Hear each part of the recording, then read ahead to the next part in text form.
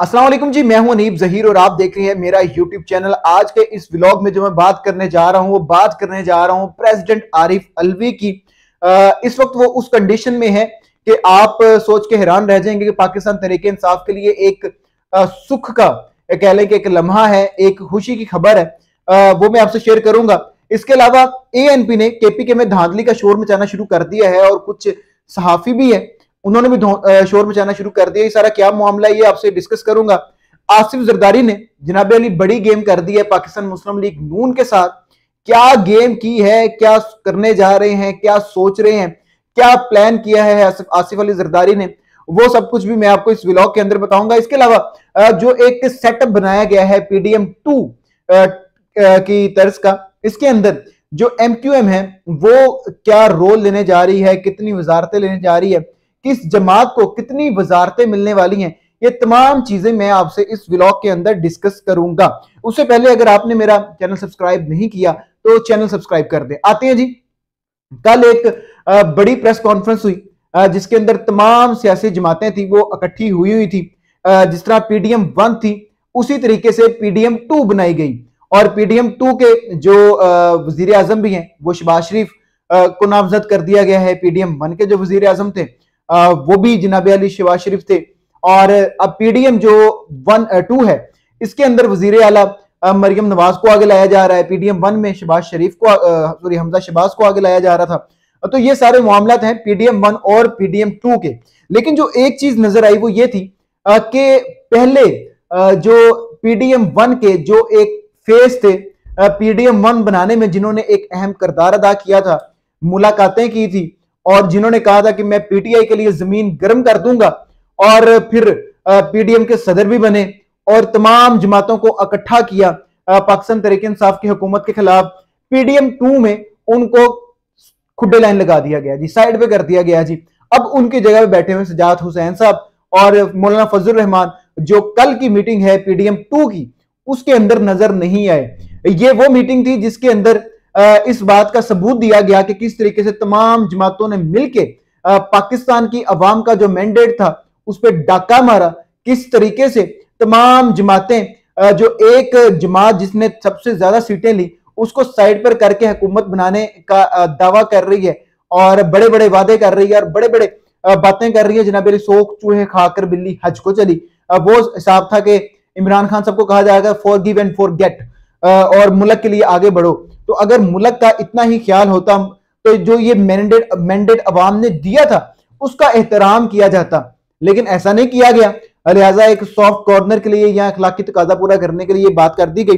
मौलाना फजल रहमान को खुड्डे लाइन लगा दिया गया। लेकिन जो नून लीग के सदर हैं शहबाज शरीफ साहब, उनकी मुलाकात हुई है जी मौलाना फजल रहमान से और मौलाना फजल रहमान उनसे शिकायत करते नजर आए हैं कि केपीके के अंदर धांधली की गई है पाकिस्तान तहरीक इंसाफ की जानिब से, जिनके साथ पूरे पाकिस्तान में धांधली हो गई। उन्होंने केपीके में धांधली की है मौलाना फजल रहमान के साथ। और हालांकि शिकायत कर रहे हैं सदर पाकिस्तान मुस्लिम लीग नून जनाब शहबाज शरीफ साहब से कि जिनकी खुद 17 या 20 सीटें थी और उनको कहां 80-90 सीटों पे पहुंचा दिया गया। तो उनसे शिकायत का कोई फायदा नहीं था, लेकिन फिर भी शिकायत की गई। लेकिन मौलाना फजल रहमान खासी कमजोर कंडीशन में नजर आए। क्यों? क्योंकि सिर्फ 2 सीटें निकाल सके और तो 2 सीटों वाले जो पार्टी है, जो जमात है, वो कितनी की वजारतें मांग सकती थी? नहीं मांग सकती। लेकिन इसके मुकाबले पे जनाब अली एमक्यूएम की जो कंडीशन है बड़ी दिलचस्प है। एमक्यूएम ने जो टोटल सीटें निकालनी है कौमी असम्बली की वो 17 सीटें निकालनी है। जिस भी तरह से सीटें निकाली, जिस भी तरह से सीटें उनको दी गई, और वो जमात जो अभी 2 सीटों का रिजल्ट भी कंप्लीट नहीं आया था तो उसने आते ही कह दिया कि जनाब अली जो नई गवर्नमेंट आएगी, सॉरी जो नई इत्तेहादी गवर्नमेंट आएगी हम उनका साथ देंगे, पीपल्स पार्टी या नून लीग उनको वोट देंगे और तकरीबन 17 से 18 सीटें हम कराची में निकाल रहे हैं। मतलब 2 अभी हल्कों 2 सीटों का रिजल्ट भी मुकम्मल नहीं हुआ था और 17 या 18 सीटों का दावा कर दिया था। लिहाजा 17 सीटें एमक्यूएम को दे देंगी कराची में। तो पहले से डील शुदा था, पहले से सारा बात थी, इसलिए फौरन से आकर उन्होंने कर दी। जनाब अली एमक्यूएम जो नई पीडीएम 2 की गवर्नमेंट आ रही है उसके अंदर 7 के करीब जो मिनिस्ट्रीज है वो मांग रही है।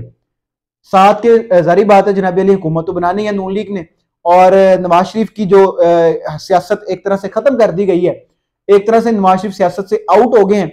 तो उसके ऊपर पाकिस्तान मुस्लिम लीग नून काफी रोना धोना भी कर रही है और इस तरीके से एक बयानिया बनाया जा रहा है कि जनाब अली पाकिस्तान यतीम हो गया, पाकिस्तान की तरक्की का जो पहिया था वो रुक गया है क्योंकि नवाज शरीफ नहीं रहे सियासत के अंदर। लेकिन जो MQM है वो जनाब अली 7 मिनिस्ट्रीज मांग रही है। इसके अलावा नवाज शरीफ का जो एक था कि वो वजीर आज़म बनेंगे, इस पे जो पाकिस्तान मुस्लिम लीग नून है उनका कहना यह है कि जनाब अली 12 करोड़ अवाम जो पंजाब की है उन्होंने भी नवाज शरीफ को चुना है और पूरे पाकिस्तान ने नवाज शरीफ को चुना है। लेकिन नवाज शरीफ नहीं आएंगे क्योंकि नवाज शरीफ का जो असूली मौकफ है कि 2/3 मेजोरिटी के साथ में आऊंगा, मैं जो ये एक मखलूत गवर्नमेंट है उसमें नहीं आ सकता। और 12 करोड़ अवाम जो पंजाब की है उसका वज़ीर आला जनाब अली मरियम नवाज को बनाया जा रहा है। ना कोई तजुर्बा, ना एक बार भी काउंसलर का इलेक्शन तक नहीं जीत सकी और इस बार जनाब अली आए हैं, पहला इलेक्शन लड़ा है, जीता है और वज़ीर आला पंजाब बनना जा रही हैं। देखें इस पाकिस्तान की बदकिस्मती देखें कि सबसे बड़ा सूबा पाकिस्तान का और उसका जो वज़ीर आला है वो कह लें कि एक कभी काउंसलर की सीट तक नहीं जीता और वो उसको वज़ीर आला बनाया जा रहा है जी मरियम नवाज साहिबा को। पीपी ने जनाब अली बड़ी गेम डाली है जी, बड़ा जबरदस्त खेली है पीपी। उन्होंने अपने आप को साइड पे भी कर लिया और अपने आप की अपनी जो हुकूमत में अच्छी चीजें हैं, जो नशिस्तें हैं वो भी ले ली, सब कुछ कर लिया। लेकिन जो गंद अब पाकिस्तान मुस्लिम लीग नून के सर पड़ने वाला है उससे किनारा कशी कर ली है जी। क्या किया है जी पाकिस्तान पीपल्स पार्टी ने कि जो इब्तदाई मरहला है हुकूमत का उसमें कोई भी वजारत नहीं लेगी पाकिस्तान पीपल्स पार्टी और इम्कानात हैं कि जो सदर है वो जरदारी बन जाए और बाकी जो तमाम चीजें हैं वो नून लीग के आते रहे। नून लीग ने बड़ी गारंटी ली है जी सदर बनने, अगर जो है जरदारी साहब उनको सदर बनाएंगे तो गारंटी क्या ली है कि 5 साल की मुद्दत पूरी करने दी जाएगी पाकिस्तान मुस्लिम लीग नून को। उसके दरमियान कोई भी अदमे एतमाद की तहरीक आती है पाकिस्तान मुस्लिम लीग नून के खिलाफ तो पाकिस्तान पीपल्स पार्टी इसका हिस्सा नहीं बनेगी। सियासी इस्तेकाम जो है वो होना चाहिए। इन तमाम जो चीजें हैं इसके बदले में पाकिस्तान पीपल्स पार्टी का सदर आ जाएगा जो कि जरदारी साहब हैं। लेकिन पीपल्स पार्टी ने ये फैसला किया है कि कोई भी आईनी ओहदा जो पाकिस्तान पीपल्स पार्टी ले रही है उसका कोई एग्रीमेंट नहीं करेगी। गवर्नर ले रही है चारों सूबों के, मुराद अली शाह को वज़ीर आला सिंध बनाया जा रहा है, लेकिन बड़ी गेम करना चाह रही है, लॉन्ग टर्म गेम करना चाह रही है पाकिस्तान पीपल्स पार्टी, लिहाजा किसी किस्म का एग्रीमेंट नहीं करेगी और ओहदे भी लेगी, पीपल्स नून लीग का साथ भी देगी अभी। लेकिन कोई जनाब अली मैं कहता हूं कि कोई भी एग्रीमेंट ना करने का जो ये है इरादा रखती है पाकिस्तान पीपल्स पार्टी, ताकि कल को अगर अदम एतमाद की तहरीक आए या नून लीग की टांग खींचनी हो या अपनी मर्जी के फैसले करवाने हो तो पाकिस्तान पीपल्स पार्टी मजबूत कंडीशन में हो, मजबूत पोजीशन में हो। फैसल वाडा के मुताबिक जनाब अली शहबाज शरीफ की जो हुकूमत है वो 1.5 साल से ज्यादा नहीं गुजार सकेगी। फैसल वाडा ने अभी तक जो भी पेशन गोई की है वो सच साबित हुई है, जिस भी तरीके से की है वो तमाम मामला सब लोगों को पता है। जो फैसल वाडा की पेशन गोई है, शहबाज शरीफ 1.5 साल की जो हुकूमत है उससे ज्यादा नहीं गुजार पाएंगे और पीपल्स पार्टी ये तमाम जो मामला कर रही है अपने आप को वजारतों से बाहर रख रही है, किसी किस्म का कोई एग्रीमेंट नहीं कर रही, तो बेसिकली वो पाकिस्तान तहरीक इंसाफ के मुकाबले में सामने आना चाह रही है, नून लीग का सफाया करने चाह रही है, नून लीग को वाइप आउट करके अपने आप को मेन स्ट्रीम मीडिया में लाना चाह रही है, जिसकी वजह से ये सारे काम किए जा रहे हैं।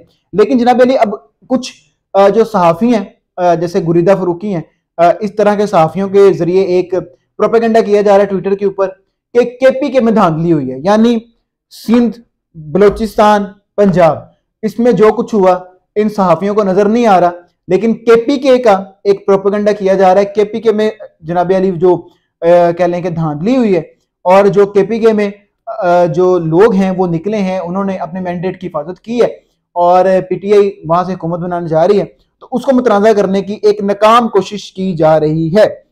अब आते हैं जी असली खबर की तरफ, जो सदर मुमलिकत की जानब से है, जनाब आरिफ अलवी साहब की जो है कौमी असम्बली वो बनने जा रही है, कुछ दिनों में फैसला हो जाएगा और स्पीकर भी बन जाएंगे।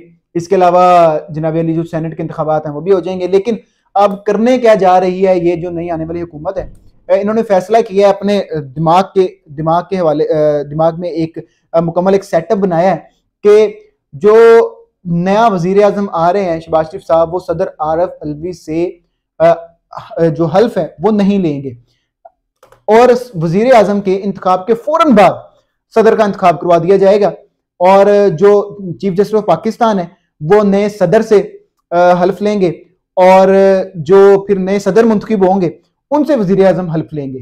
ये सारा काम क्यों किया जा रहा है जनाब अली? क्योंकि पहले जब शहबाज शरीफ साहब वजीर आजम आए थे PDM 1 में, तो तब सदर आरिफ अलवी ने उनका जो हल्फ लेने से इनकार कर दिया गया था। तो ये सारे मामलत किए जा रहे हैं। तो लेकिन अब जो मामलत हैं सदर आरिफ अलवी के हाथ में, जो पाकिस्तान तहरीक इंसाफ का वफद है, पाकिस्तान तहरीक इंसाफ के जो लोग हैं जिनमें जनाब अली जो रऊफ हसन साहब हैं, उमैर नियाजी साहब हैं, उनकी बार बार मुलाकातें हो रही हैं सदर आरिफ अलवी से।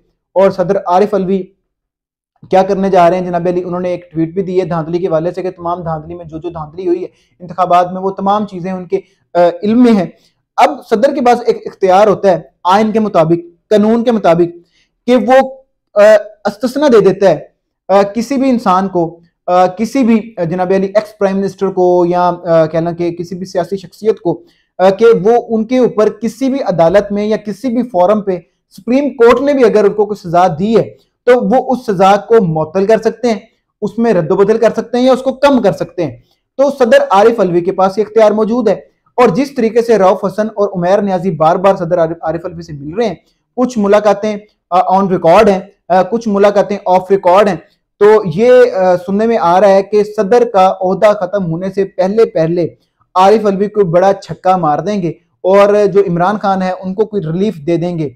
बाबर अवान ने भी इस चीज को फैलाना शुरू कर दिया मीडिया के जरिए, प्रेस टॉक के जरिए, कि सदर आरिफ अलवी का कानूनी इख्तियार है कि वो ये काम कर सकते हैं।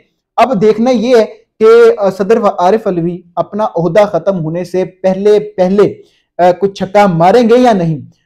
उम्मीद ये जाहिर की जा रही है अभी तक की जो खबरें हैं कि सदर आरिफ अलवी अपना ओहदा खत्म होने से पहले पहले छक्का मार देंगे और जो इमरान खान साहब हैं वो बाहर आ जाएंगे। देखते हैं जी 1-2 दिन में क्या सूरत हाल होती है। अगर आपको ये व्लॉग अच्छा लगा तो चैनल को सब्सक्राइब करना मत भूलिएगा। अल्लाह हाफिज।